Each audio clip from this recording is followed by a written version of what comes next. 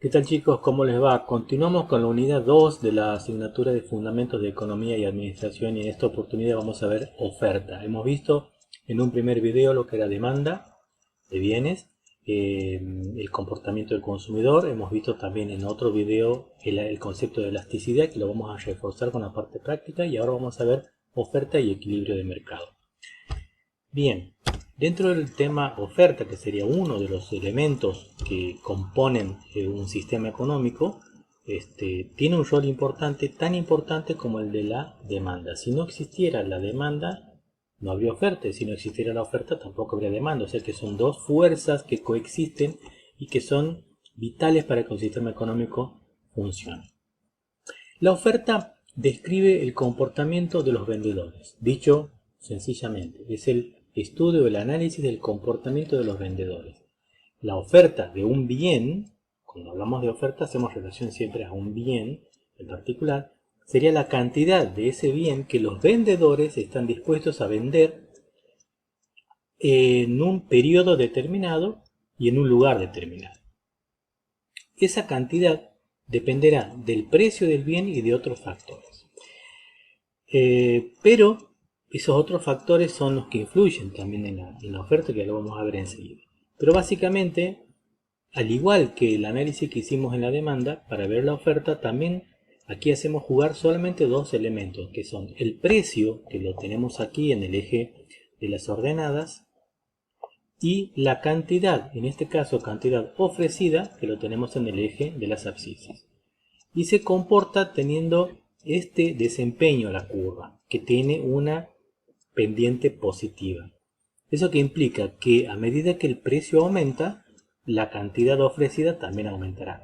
Si el precio llega a disminuir, la cantidad ofrecida tenderá a disminuir. Eso es lo que se denomina ley de oferta. Igual que con la demanda, también existe una ley de demanda. Mayor precio, menor cantidad, menor precio, mayor cantidad.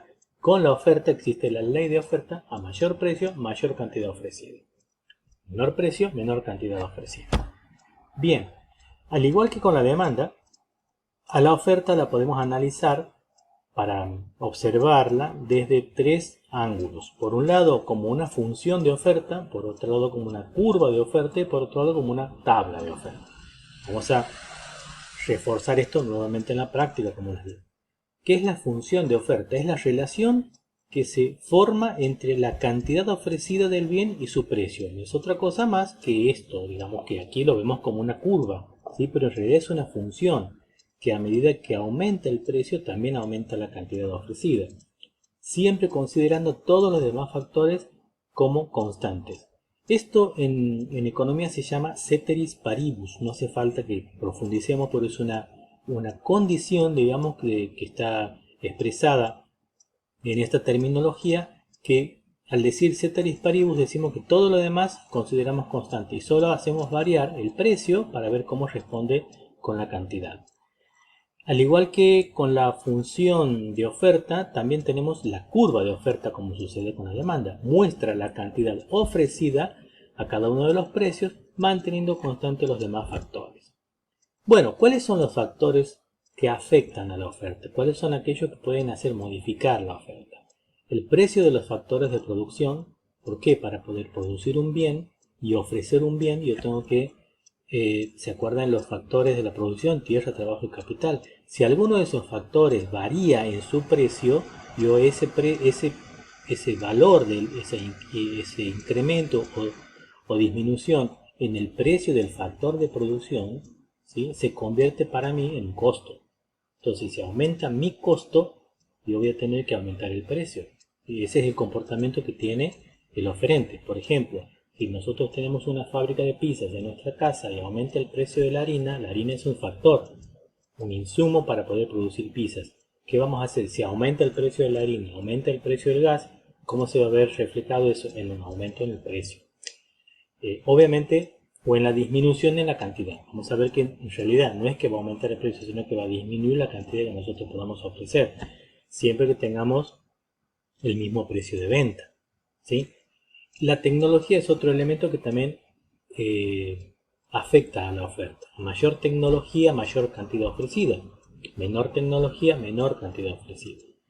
la productividad de los factores, es decir, el rendimiento de mis elementos que uso como insumos. Si son eficientes, voy a poder obtener una mayor producción, por lo tanto voy a tener mejor cantidad o mejor oferta de mis bienes.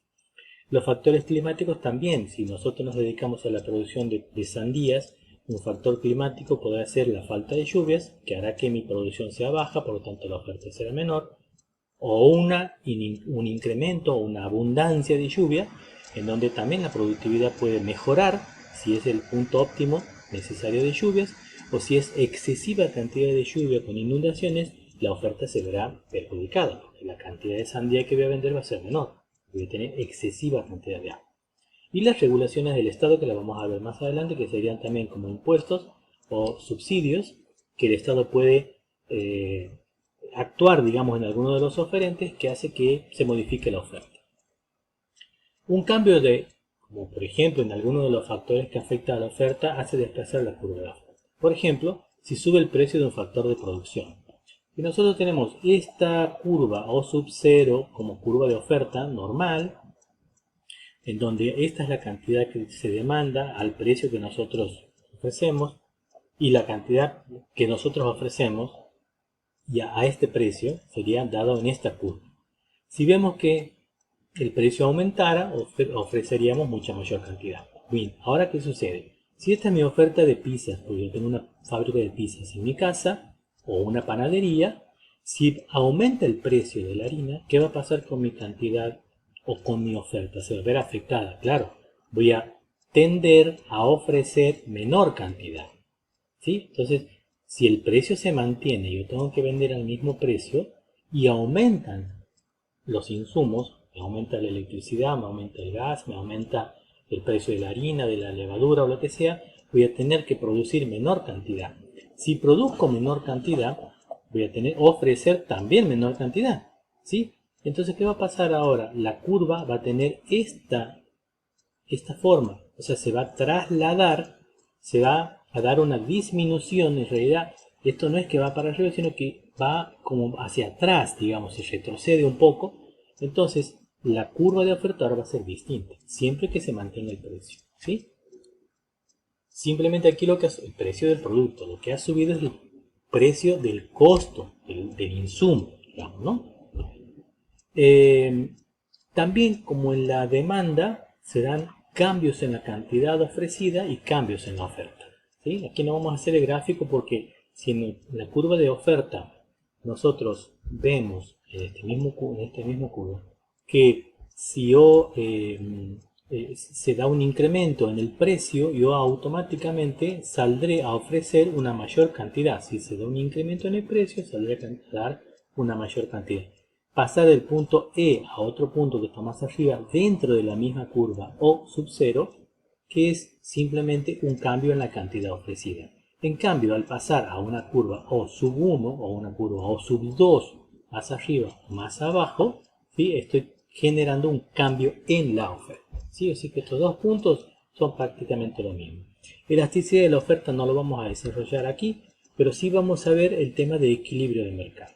El equilibrio de mercado es un elemento, si se quiere, o una situación en la cual la oferta y la demanda, como conforman el modelo económico, permiten la formación del precio. Ahora, ese precio que se forma por el equilibrio entre la oferta y la demanda es lo que se llama precio de equilibrio y genera lo que sería el equilibrio del mercado. Fíjense en este caso, este dibujo que tenemos, hay una señora que tiene 800 pesos y hay un oferente que está vendiendo sandías a 1000 pesos.